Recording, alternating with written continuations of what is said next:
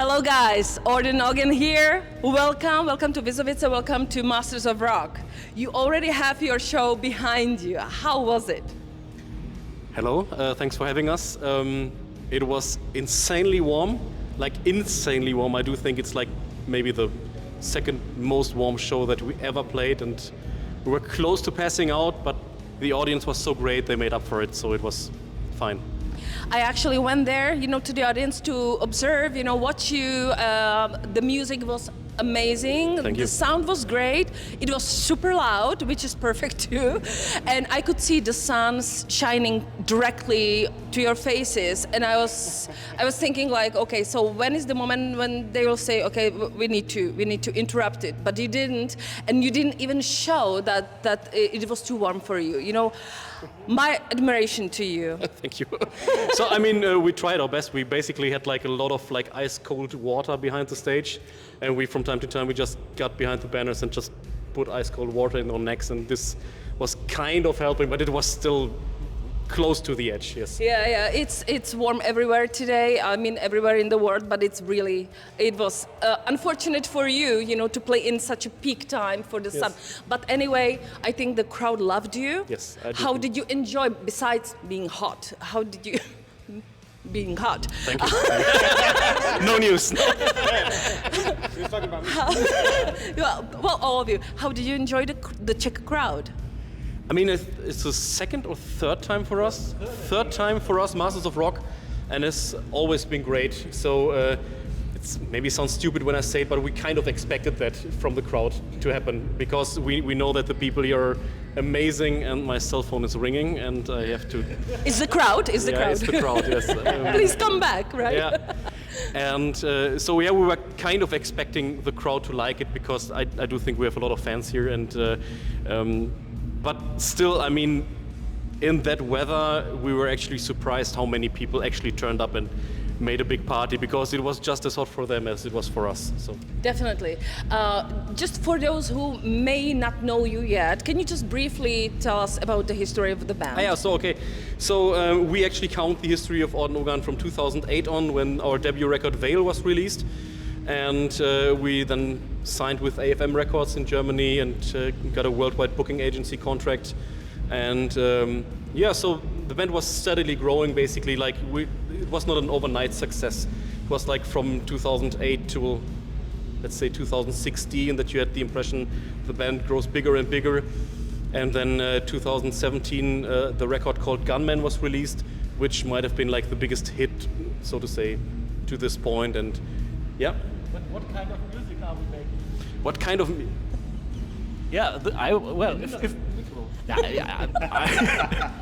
I don't wanted to explain it, but I mean, if we shall introduce ourselves to people that might not know the band, I think we should talk about what kind of music we're actually playing. Jetzt kannst du Dirk fragen. And we're asking Dirk about that. What kind of music is Orden Ogan? What kind of music is Orden Ogan playing? I would say it's a harder version of power metal. Is that okay for you, Seb? Yeah, we're often referred to as a power metal band, but I do think we're like from all the power metal bands that there are, we're maybe like the most hard-hitting one. Yeah, still very melodic though. All right. One of the rock or metal magazines called you the only and true successors of Blind Guardian. Oh, that's all news. I believe everybody asks you about that, but I wanted to ask you: is it true?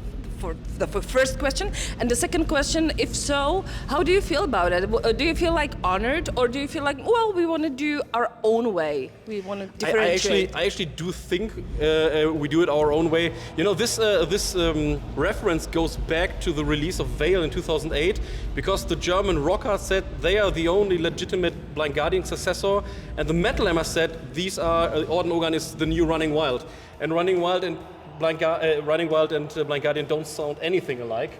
So I think it was picked up by our record label back then to show, okay, this band has their own unique sound, And it's actually, we haven't been compared to Blind Guardian a lot, but if we are compared to Blind Guardian, I do think it's an honor. It's an amazing band, was a great inspiration for us when we grew up.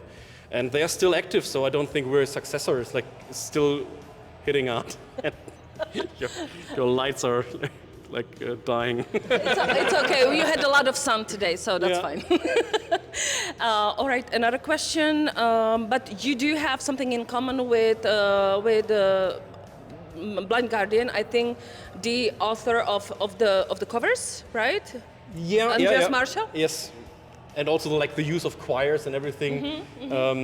But I still think like Blind Guardian is more like a 70s oriented Queen vibe-ish kind of music, whereas Orden Ogan is like, if you take away the clean vocals, like a lot of the stuff could also be like modern metalcore, whatever. Like from the riffs and everything is way harder than Blind Guardian, way more modern actually. So and I actually spoke with Blind Guardian about this, and they were like, "We don't get it. You don't sound like us." And we were like, "Yeah." Well, some people probably perceive it like that, Yes. but okay. Well, you've probably toured around with a lot of big names. What are the names, for example? Oh man, like I do think like the best tours that we did were with Hammerfall and Powerwolf. Yeah. All right. Any interesting experiences? A lot. You want to anything that we can share? Well. Better not. Okay. Was war denn was Lustiges? Also jetzt nicht diese. Jetzt nicht wieder ich. Nee. It's always me. Yeah, it's actually always Dirk. Okay. I'm sorry. You know the problem is I do think it gets R-rated when we speak about these kinds of things. So.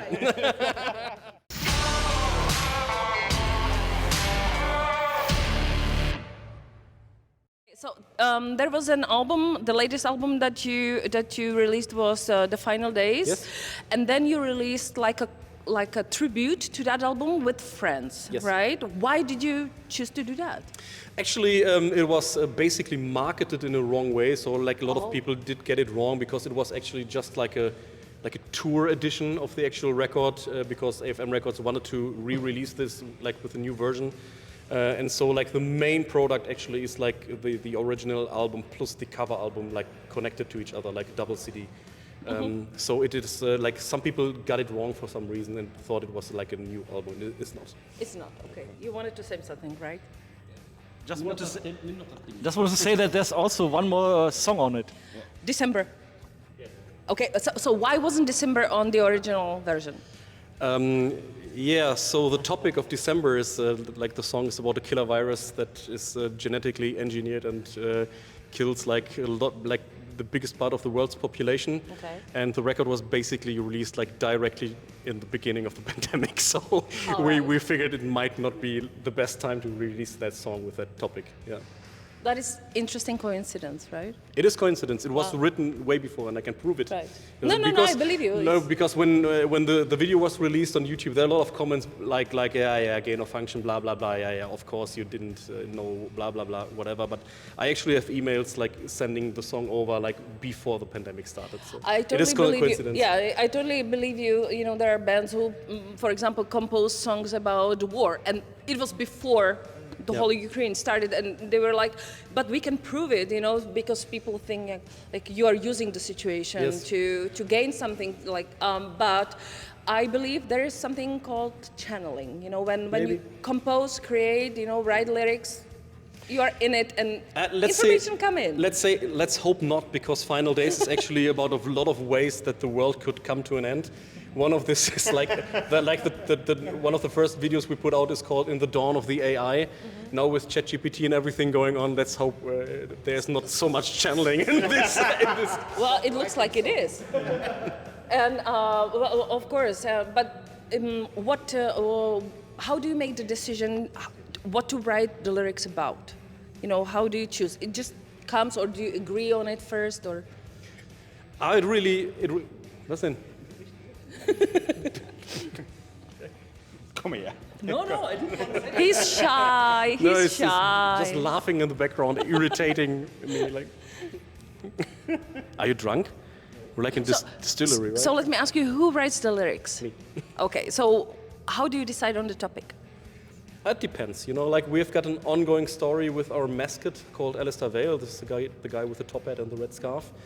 And it's a lot of times it's a mixture between like the fantasy storyline and sometimes you have like a second or a third level of meaning in the lyrics, which can be something about like the real world. And with Final Days, it was just, we had the title before Final Days, and we were like, okay, it would be interesting to do an album about like several ways that the world could come to an end. And so, yeah, I mean, there are But comets, it might AI. work as an alert for people.